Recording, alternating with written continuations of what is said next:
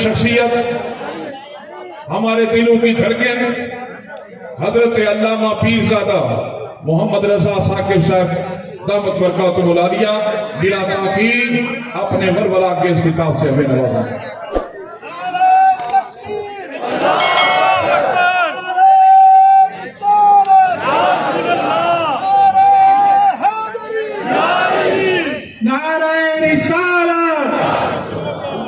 آپ بھی شامل ہو جائیں اسی بات میں۔ سیدی مرشدی یا نبی یا نبی، جرأت کے ساتھ سیدی مرشدی یا نبی یا نبی، غلام ہیں کہو نا عشق مصطفیٰ، نبی کا جو غلام ہے، نبی کا جو غلام ہے، اے میرا عقیدہ ہم سب کا عقیدہ قرآن میں آیا، زہرا کے باپا حسین کے نانا، حسین کے نانا کربلا میں گونجا حیدر کا نعرہ، عثمان پکارے، عثمان پکارے، عمر کا نعرہ، دریاؤں کی روانی، دریاؤں کی روانی، بلبل کا ترنم، پھولوں کا تبسم، رضا کا نعرہ، رضا کا نعرہ، ثاقب کا نعرہ، ہم سب کا نعرہ، ذرا پیار سے کہہ دو، للکار کے کہہ دو۔ السلام علیکم ورحمۃ اللہ وبرکاتہ۔ الحمد للہ والصلاۃ والسلام علی نبیہ وآلہ وصحبہ وبارک وسلم۔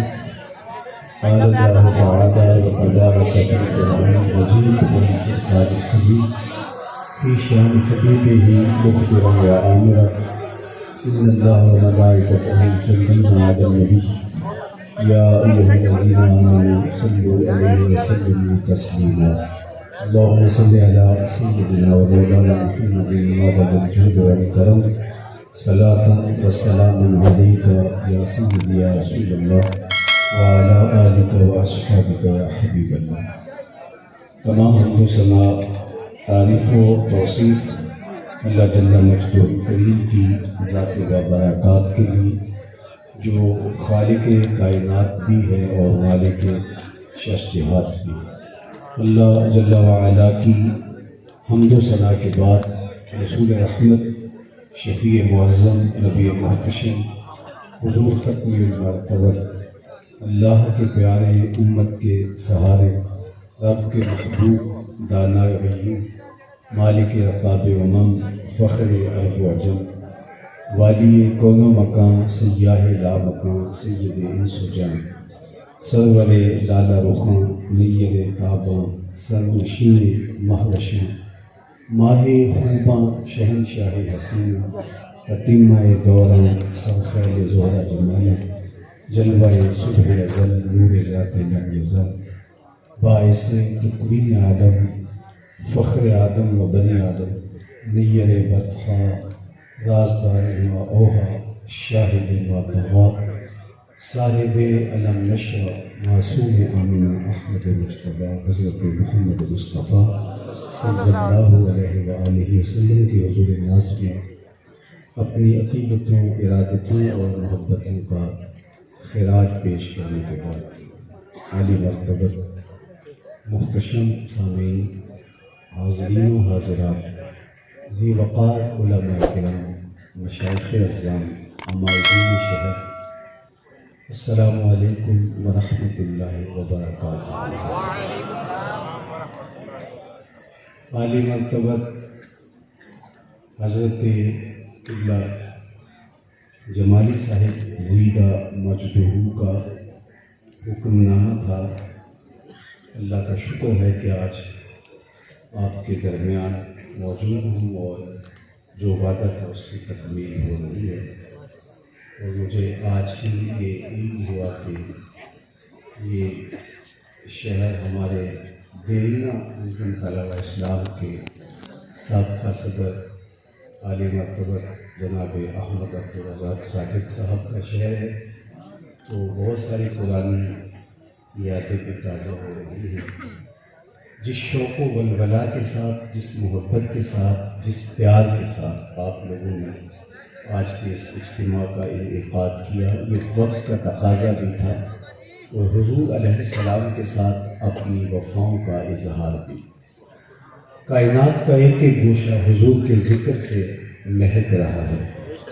اتنا تذکرہ ہم نے کسی کا ہوتے دیکھا نہیں جتنا میرے حضور کا ہو رہا ہے۔ میرے امام نے کہا تھا کان جدھر لگائیے تیری ہی داستان، گھر گھر انہی کے تذکرے ہیں، ہر زباں پہ انہی کی باتیں ہیں، ہر لب پہ انہی کی نعتیں ہیں۔ اہل ایمان ہیں کہ حضور کے ذکر سے اپنے قلب کی تسکین کا سامان کرتے ہیں۔ حضرت شیخ مہدی الفاسی مطالع المسرات شرح دلائل الخیرات میں لکھتے ہیں، حضور کا ذکر سن کر جس شخص کے کلیجے میں ٹھنڈ نہیں پڑتی، اس کے سینے میں دھڑکنے والا دل کسی مومن کا دل ہی نہیں۔ یہ ہو ہی نہیں سکتا کہ حضور کا ذکر ہو اور روح تک تسکین نہ پہنچے۔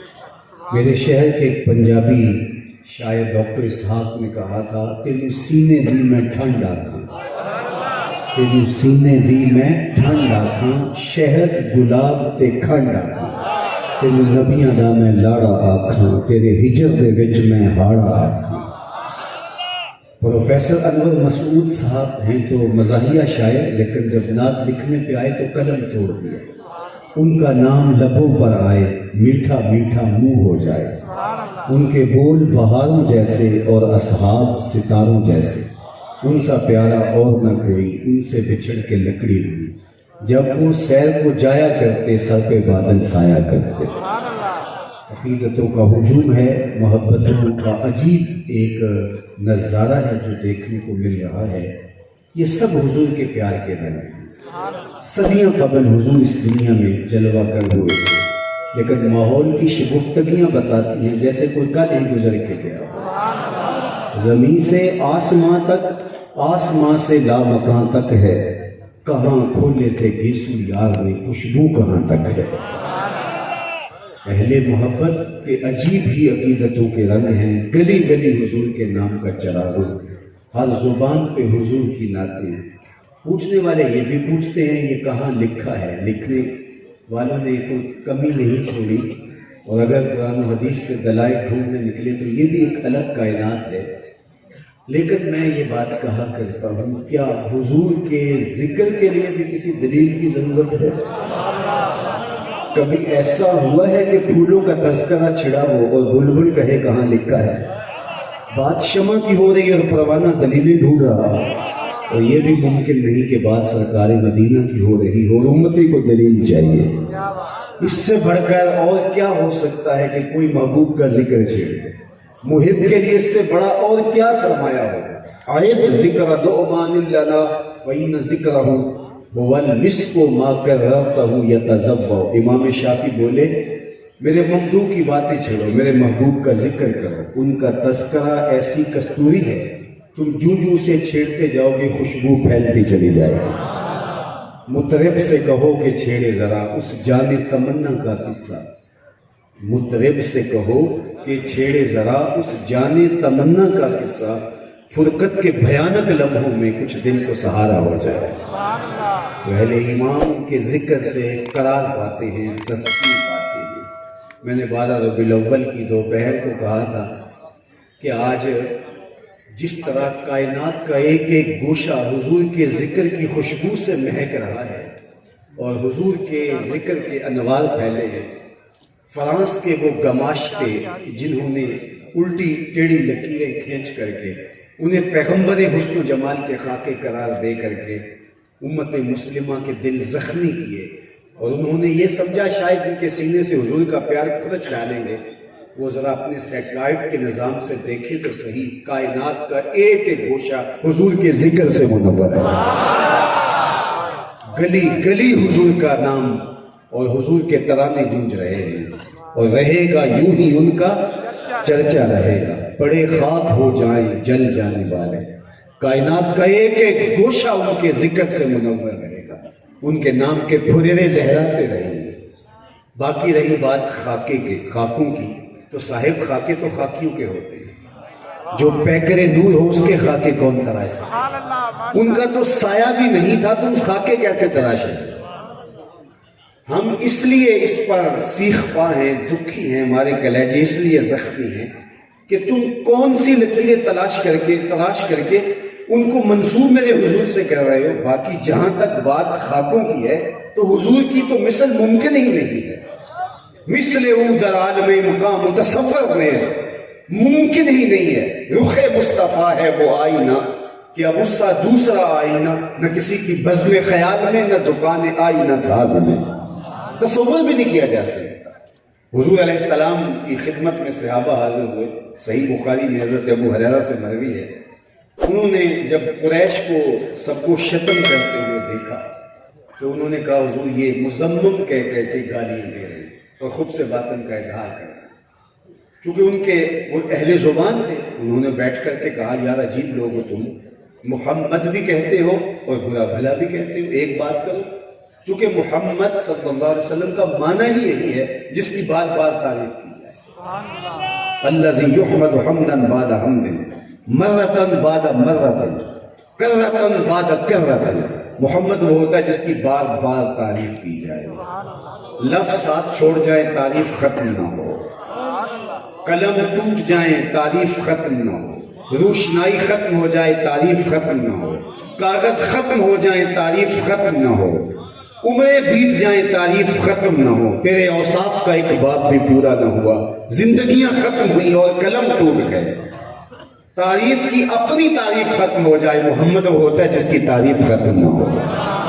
کہا تم تو اہل زبان ہو، تم تو جانتے ہو کہ محمد کہتے ہی صاحب جمال کو ہیں، صاحب تعریف کو ہیں، صاحب حمد کو ہیں، اور تم یہ لفظ بھی بولتے ہو، عیب بھی لگاتے ہو۔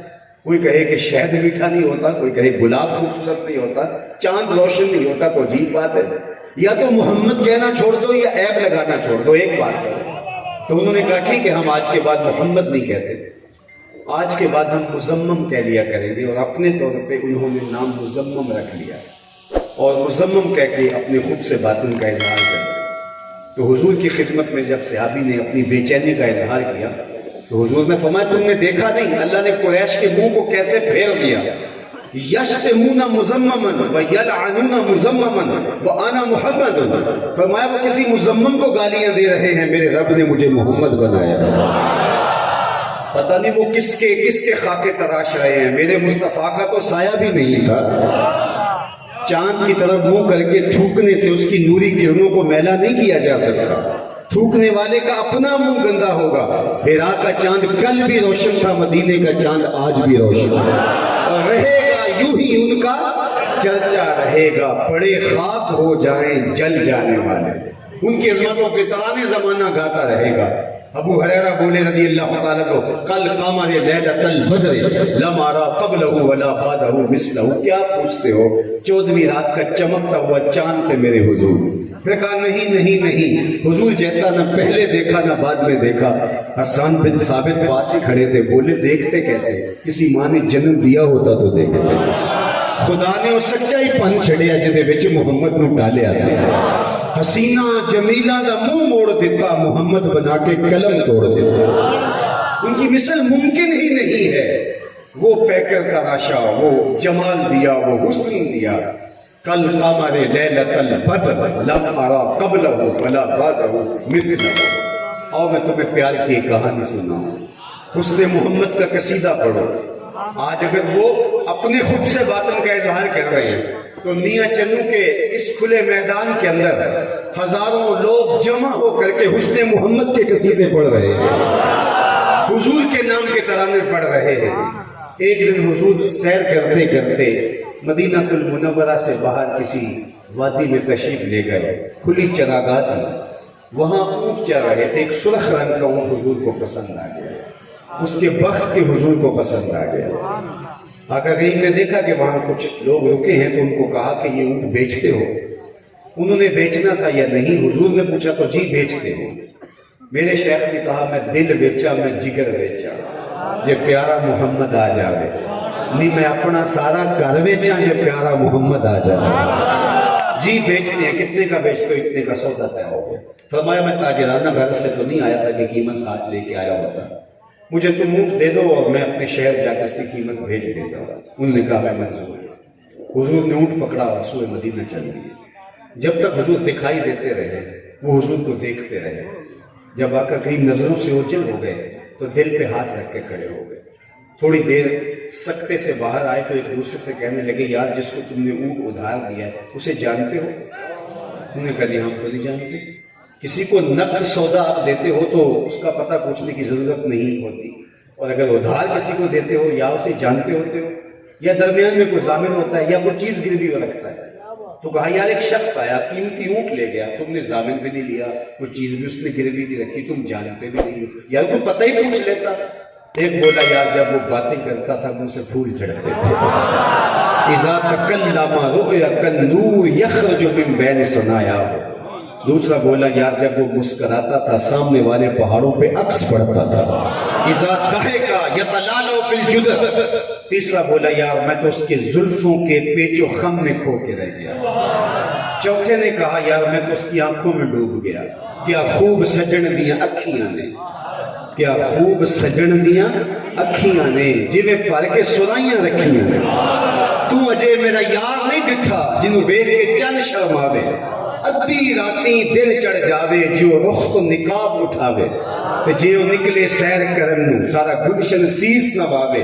اتے دھرتی لپ لپ جاوے جے ہاتھ پھلاں وچ رکھدا ہاتھ پھلاں تو ود جاوے. نین نشیلے مست رسیلے وچ سونا کجل سہاوے. اکھ اگڑے تے انج پیا جاپے جویں میں خانہ کھل جاوے.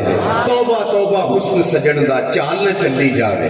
بجلی ڈردی لشک نہ مارے متا بے ادبی ہو جاوے. جے او کھولے پیچ زلف دے اتے راہی راہ بھول جاوے. علم خدا نے اینا دتا عقلاں وچ نہ آوے. عقل خدا نے اینی دتی علماں وچ نہ آوے. کی اعجاز نظر وچ اودی جو آوے وک جاوے. خلق اودے نے مول دنیا کوئی ورلا ہی جان بچاوے. اعظم ایڈا سونا ماہی سن کدرے نظر نہ آوے. انہوں نے کہا جو بھی ہوا تم اس کے حسن میں کھو گئے اور وہ اپنے حسن کا جادو جگا کے اپنے حسن کا جادو جگا کے تم سے قیمتی اونٹ ہتھیا کے لے گیا.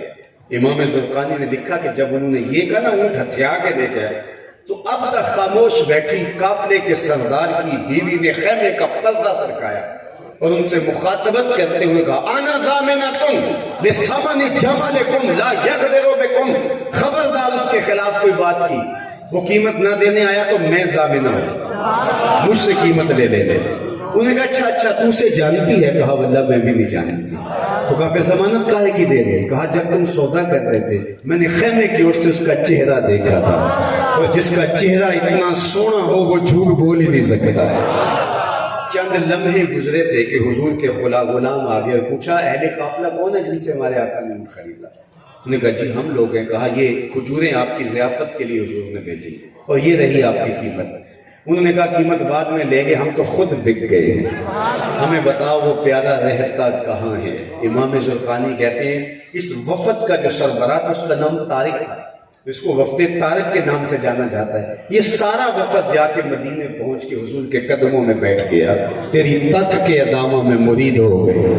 تو محبوب کو اللہ نے خوبصورتی ہی اتنی دی, جمال اتنا دیا, دیکھنے والے کہا کرتے ہیں اللہ اللہ. یاد آتا ہے خدا دیکھ کے صورت تیری. اللہ اکبر, صورت بھی سونی, میرے محبوب کی سیرت بھی سونی. میں کہتا ہوں کہ یہ ایک دن کا محفل میلاد کیا ساری زندگی حضور کے نام پہ لگا دے, حق کے شکر پھر بھی ادا ہو.